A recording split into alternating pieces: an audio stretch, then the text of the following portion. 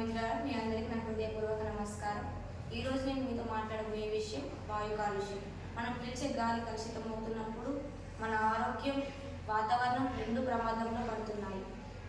వాయు కాలుష్యం ప్రపంచంలోనే నిలిచిన ఒక అతిపెద్ద సమస్య.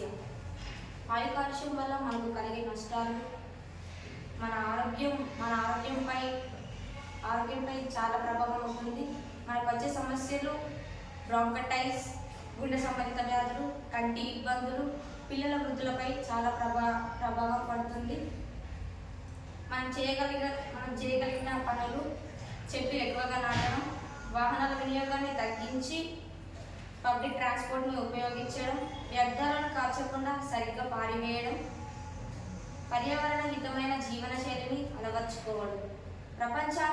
ప్రపంచంలో మనమందరం చేయగల విషయాలు ఏమిటంటే,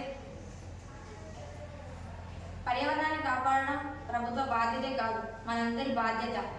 ప్రపంచంలో ప్రతి ఒక్క పౌరుడు తమ వంతు పాత్ర పోషిస్తేనే మనమందరం మంచిగా జీవించగలుగుతాం. ప్రతి పౌరుడు చెట్లను నాటాలి.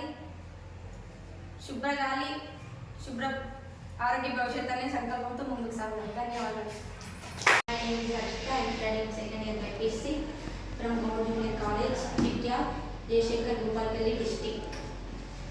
ఆదరణీయులైన ప్రధాన అతిథులు మరియు అధ్యాపకులు, నా మిత్రులారా, మీ అందరికీ నా హృదయపూర్వక నమస్కారం. ఈరోజు నేను మీతో మాట్లాడబోయే విషయం వాయు కాలుష్యం.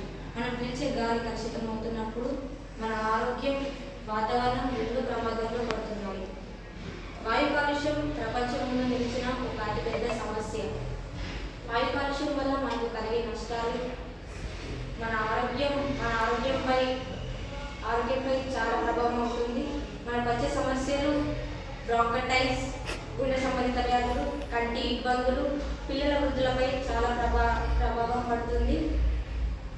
మనం చేయగలిగిన పనులు చెట్లు ఎక్కువగా నాటడం, వాహనాల వినియోగాన్ని తగ్గించి పబ్లిక్ ట్రాన్స్పోర్ట్ని ఉపయోగించడం, వ్యర్థాలను కాల్చకుండా సరిగ్గా పారివేయడం, పర్యావరణ హితమైన జీవన శైలిని అలవర్చుకోవడం.